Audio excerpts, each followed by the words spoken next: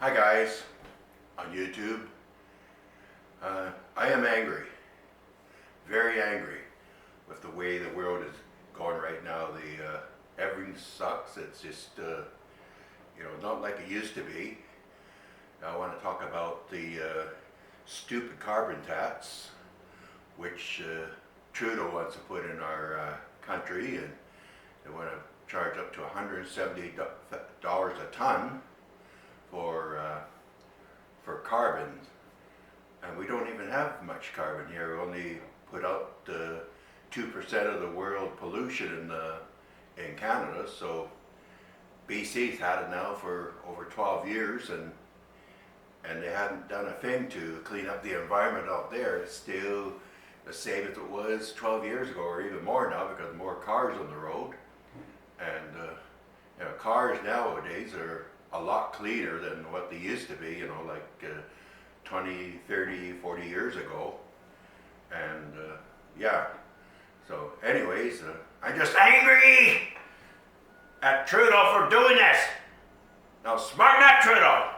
Yeah, so anyways, that's my rant about the carbon tax. It's, Trudeau wants to put up to $170 a ton by another 10 years from now, 2030, and it's just going to completely kill the economy, because it's going to put the cost of everything up, including food, and gas, and truckers will cost more for their diesel to run their trucks, and then they pass the cost on to the grocery stores and other retailers. So yeah, Trudeau, just get a life and leave us alone. We're living things the way we want to live them there, the economy's bad enough now. With this pandemic out there right now, it's causing people to lose their jobs, and we can't do anything anymore. We can't get haircuts, we can't go to a restaurant anymore, we can't do anything.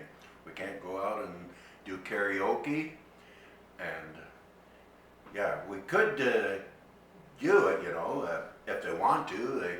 All they have to do is, get the karaoke going, and then get the karaoke bars up and running again. It's just whoever's hosting the karaoke just sanitize the mic after each singer there. They spray it on a towel or a paper towel or something there, and just wipe the mic down, and then ask the singer not to touch the mic, or just sing up close to it there.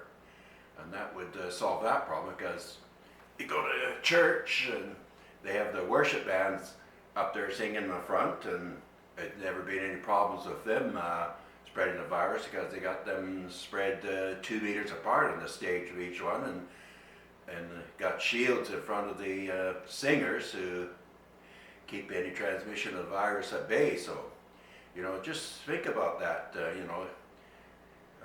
Your restaurants are going to go under, if we don't get them back on the line again, and let people come in and eat and dine out. And it sucks. And no movie theaters. It seems like there's nothing. So people are getting fed up with this virus. If people would just smarten up, and even for 2 weeks, stay away from everybody and sanitize your hands. That's what I do when I go to a store and I have to touch the door, because they don't have the automatic doors. They got sanitizer stations inside, so I just sanitize my hands, and then I have a shopping cart. I can sanitize the handle of the shopping cart, and then when I pay for my goods, I come out and sanitize my hands again, and I keep some in the car so I can sanitize in the car too if there's a store that doesn't have a sanitizer station. So anyways, if people would do that, we'd probably be through the virus there in a couple weeks there and back to normal. But people just don't listen, and so it just keeps on spreading. So and another thing, the government wants to force us to buy electric cars, and they don't want to make any gas-powered cars after about 2040 here. So some countries before that, but it's just not going to work, because not everybody can afford an electric car, because they're way more expensive than a gas-powered car. And then there's a lot of places you can't plug them in there, and they're not very feasible for long trips. You can only go so far and before you run out of battery power, and then you got to go and plug in for several hours to get the juice back in your batteries again. And then when the batteries wear out, it's going to cost several $1,000s to replace those batteries there. So it might not be worth to keep the car there. It might be better off to buy another car. You should have your choice there. The government shouldn't dictate what we can drive. So I'm just going to keep my gas powered cars because, the electric grid there, like some cities, they wouldn't be able to handle all the extra power load. And then, like where I live, I don't even have a 240 plug outside there, plug into, and if you do, you got to run the cord across the sidewalk there.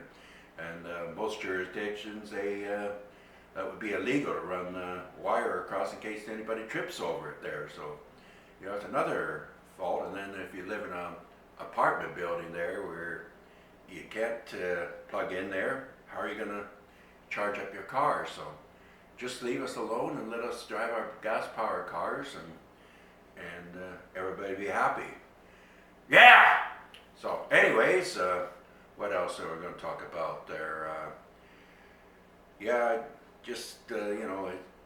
This world sucks right now, and then all these violence that happened in the states there with Trump being voted out and Biden brought into power next week, and all that violence that happened down there, that is totally unnecessary. We don't need this sort of violence there. I hope that all those people out there are charged and made to pay up the damages that they done to the White House and other places outside there that they did damage to.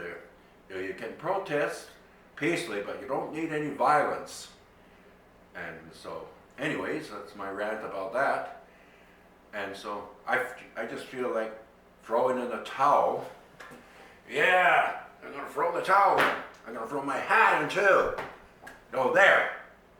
Now, get a life there, Trudeau, and let us live our normal life. And housing prices, another thing. They just gone up through the roof.